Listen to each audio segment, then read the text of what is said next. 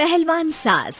मधु की शादी के कुछ सालों में ही उसके पति की मृत्यु हो जाती है, जिसके बाद उसके ऊपर सास की जिम्मेदारी आ जाती है और वो अब अपनी सास के साथ घर में अकेली रहती है।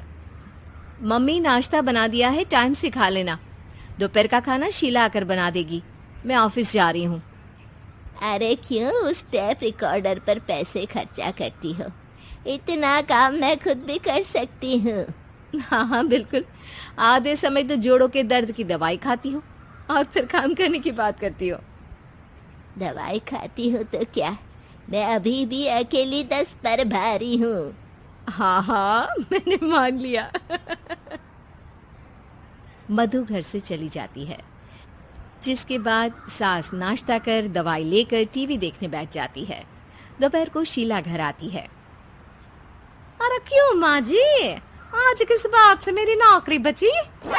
अरे चल, ज्यादा बक मत कर, काम कर अपना। शीला खाना बनाने लगती है और सास वहीं पास में बैठ जाती है। माँ जी, मैं तो हमेशा ही बोलती हूँ, दीदी की दूसरी शादी करा दो। कब तक आप दो औरतें घर में अकेली रहोगी? आजकल माहौल भी बहुत खराब है और फिर दीदी की उम्र भी तो निकली जा रही है ना। तेरा नाम टेप रिकॉर्डर सही रखा है मैंने। तेरी एक ही बात को रिपीट मोड पर चलाने से वो पूरी नहीं हो जाएगी, इसलिए मेरी बहू से ज्यादा खाना बनाने पर ध्यान दे, नहीं तो कहीं वो भी तुझसे मुंह ना फेर ले और नौकरी चली जाए। क्या माँ जी, आप भी हमेशा मेरी नौकरी के पीछे ही पड़ी रहती हो? तो क्या तेरे पीछे पड़ूं? इसी तरह दोपहर से शाम हो जाती है और शीला अपना काम खत्म कर वापस चली जाती है। अब अकेली सास एक बार फिर टीवी देखने बैठ जाती है, जिसकी थोड़ी ही देर में मधु घर आ जाती है और सास बिना कोई देर किए शीला की बातें उसे बताने लगती है। मम्मी, आप भी ना किसी बच्चे से कम नहीं हो, जिसके पास हमेशा शीला को लेकर कोई ना कोई बात रहती ही है। अब बस भी करो ना, इतनी बुरी नहीं है बेचारी। अरे मैंने कब कहा बुरी है, बस उसकी बातें करके मुझे बड़ा मजा आता है। सास की बात पर हंसते हुए दोनों डिनर करने बैठती ही हैं कि लाइट चली जाती है। अंधेरे में मधु मोबाइल की फ्लैश लाइट जलाकर मोमबत्ती ढूंढने लगती है। तभी उसे हॉल में कुछ गिरने की आवाज आती है। मम्मी, आप अंधेरे में इधर उधर क्यों घूम रही हो? अरे तेरे पीछे ही तो खड़ी हूँ। हाँ, अगर आप यहाँ हो तो वो हॉल में सामान कैसा गिरा? भूत आया। अरे मुझे क्या पता, जाकर देखना पड़ेगा ना। दोनों हॉल में जाते हैं, लेकिन वहां कोई नहीं होता। अब उन्हें कमरे में से सामान गिरने की आवाज आती है। लगता है ये भूत चोरी करने आया है, इसे वापस कब्र में पहुंचाना ही पड़ेगा। बस हाँ हाँ, आप ज्यादा ना 30 मार खा मत बनो, मैं पुलिस को फोन करती हूँ। अरे जब तक तेरी पुलिस आएगी तब तक क्या वो हमारे साथ बैठकर अंताक्षरी खेलेगा? हट डरपोक, संभालने दे मुझे।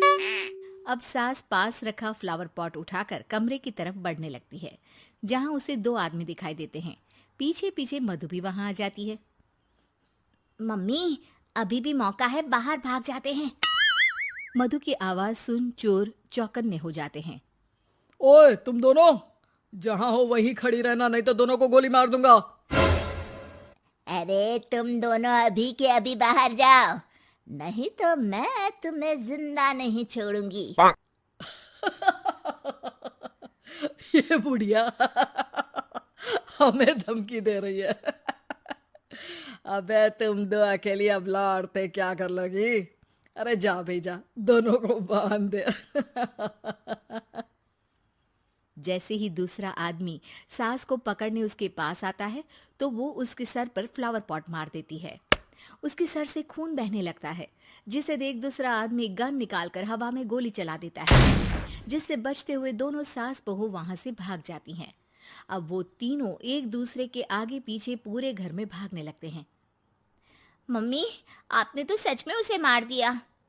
तो मजाक में कौन मारता है? और अभी तुम मेरे साथ ही रहना, नहीं तो पक्का मारी जाओगी।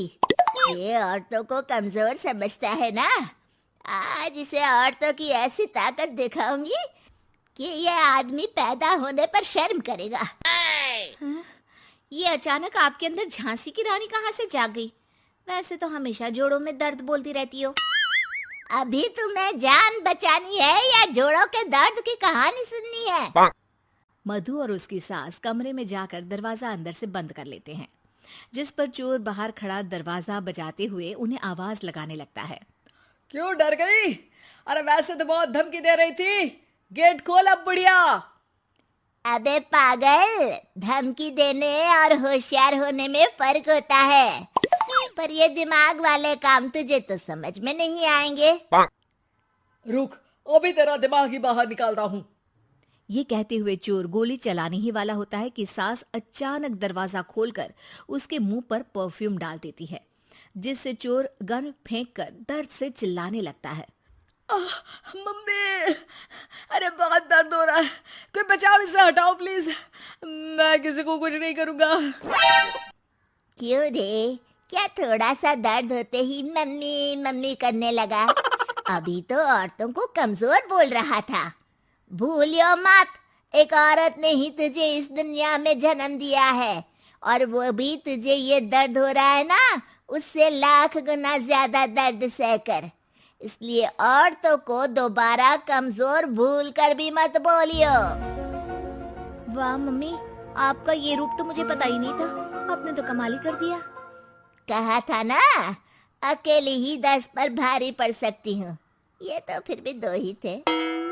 इतनी देर में पुलिस भी वहां पहुंच जाती है।